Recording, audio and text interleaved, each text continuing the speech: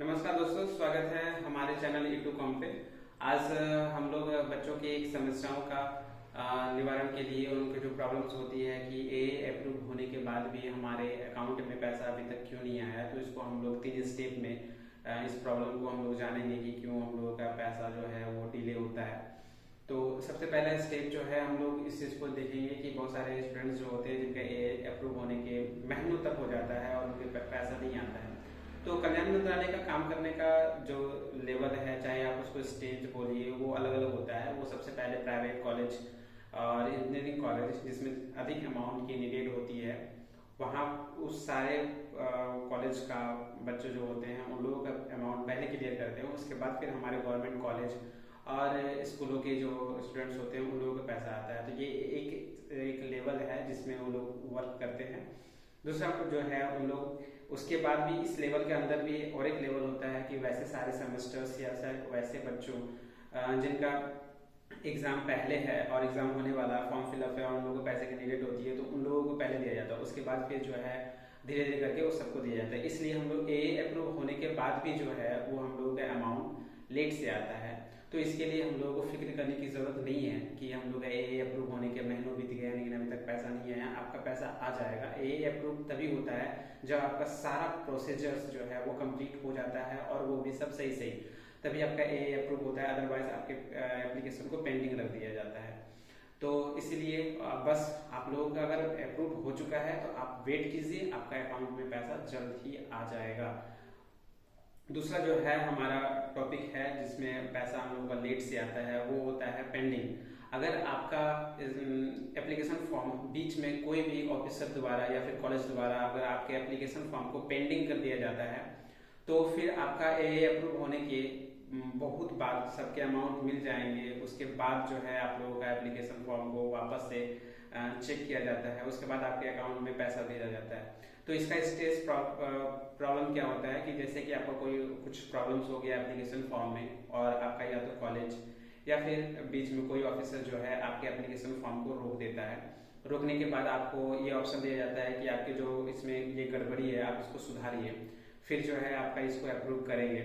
तो आपका जब एप्लीकेशन को रोक दिया जाता है तो वो स्टेज आपका पेंडिंग वाले वो पेंडिंग स्टेज में चला जाता है। और पेंडिंग स्टेज और रेगुलर बेसिस पे जो एप्लीकेशन फॉर्म होती है, ये दोनों अलग अलग चलते हैं। पेंडिंग जब होने के बाद वो सारे एप्लीकेशंस को, जब हमारे रेगुलर बेसिस पे जितने एप्लीकेशन है वो सब सारे क्लियर होने के बाद, सारे उसको विजिट करने के बाद, उसके बाद पेंडिंग वाले को अलग से विजिट किया जाता है और उनके बारीक से चेक किया जाता है कि फिर कोई एरर है या नहीं। अगर फिर एरर नहीं है तो उसको बाईपास किया जाता है, आगे की ओर पुश किया जाता है और अगले स्टेज में चला जाता है। इसलिए जो है ये एप्लीकेशन फॉर्म्स थोड़े से स्लो चलते हैं। और स्लो चलने के बाद भी ये जब ए अप्रूव हो भी जाते हैं तो पहले रेगुलर जितने बच्चे रहते हैं उन लोग का अमाउंट आता है, उसके बाद पेंडिंग जिसका बीच में हुआ था उन लोगों का आता है। यानी ये अमाउंट जो है पेंडिंग वालों का वो बाद में आता है। तो इसके लिए ए अगर अप्रूव हो गया है तो उसके लिए हम लोगों को बस वेट करना है, क्योंकि ए फाइनल अप्रूव होता है हम लोगों का, इसके बाद अमाउंट हम लोगों को आ ही जाता है। ठीक है, तो ये दो टॉपिक हम लोग जो जिसके सारे प्रॉब्लम्स क्या क्या होते हैं, क्यों हमारा अमाउंट डिले से आता है, इसको हम लोग कवर किया है। लास्ट जो टॉपिक है ये है हमारा बैंक सीडिंग से है, जो कि ये आपको खुद करना पड़ेगा। और ये जो है हम लोग को चेक करना होता है कि कैसे हम लोग अपने अकाउंट में जो हम लोग का आधार कार्ड लिंक है या नहीं है।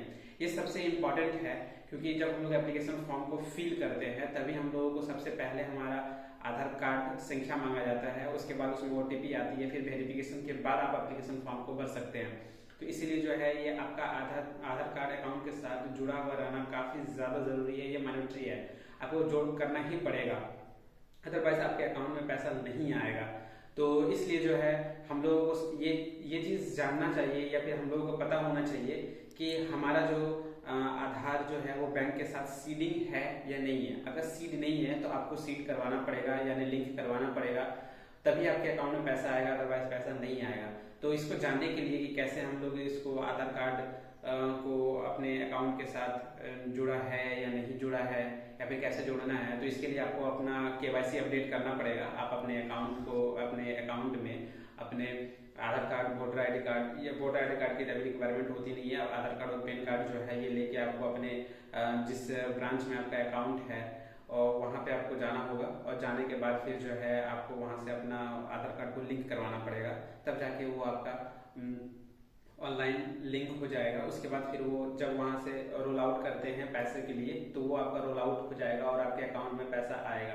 अदरवाइज अगर ये पेंडिंग है, अगर वो आपका सीडिंग नहीं है, तो फिर वो आपका अमाउंट नहीं आएगा। ऑनलाइन के माध्यम से अब कोई भी अमाउंट भेजा जाता है तो वो आपका आधार कार्ड के माध्यम से ही भेजा जाता है, क्योंकि आधार कार्ड बैंक के साथ जोड़ना ये जो है ये हम लोग का मैंडेटरी कर दिया गया है। तो इसीलिए जो है हम लोगों को अपना अकाउंट के साथ आधार कार्ड का जोड़ना बहुत ज़रूरी है। तो इस चीज़ को हम लोग कैसे चेक करेंगे, इसका मैं एक अलग से वीडियो बनाऊंगा और उसमें बताऊंगा कि आप कैसे इसको जान सकते हैं कि आपके अकाउंट में आधार सीडिंग है या नहीं है। और एक चीज़ की, अगर बहुत सारे ऐसे स्टूडेंट्स हैं जो फ्रेशर होते हैं, जैसे न्यू फॉर्म एप्लीकेशन फॉर्म भर रहे हो, या 12th क्लास में हो, या फिर हाल ही में ग्रेजुएशन में आए हो, तो कई ऐसे बच्चे होते हैं जिनका आधार कार्ड में और फिर लीगल डॉक्यूमेंट्स में 18 ईयर अभी हो रहा होता है। तो 18 ईयर से पहले आप जो होते हैं वो माइनर होते हैं, अब उसके बाद फिर जैसे होते हैं वो मेजर हो जाते हैं।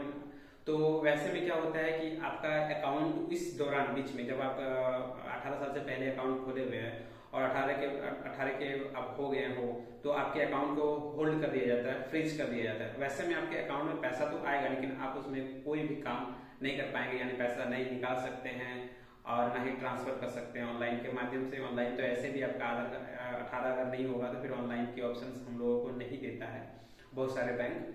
लेकिन अगर आपको मिलता भी है तो फिर आपका वो सब सारा चीज़ फ्रीज कर दिया जाता है, रोक दिया जाता है। तो वैसे में सबसे पहले आपको अपना आधार कार्ड और पैन कार्ड जाके वापस से KYC करवाना पड़ेगा।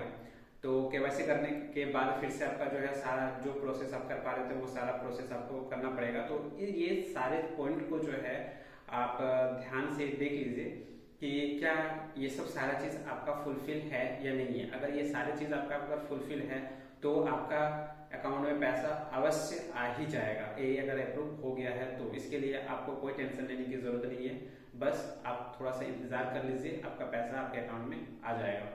थैंक यू हमारे इस वीडियो में बने रहने के लिए, और प्लीज़ हमारे इस चैनल को सपोर्ट कीजिए, लाइक कीजिए, कमेंट कीजिए और सब्सक्राइब कीजिए। Thank you so much.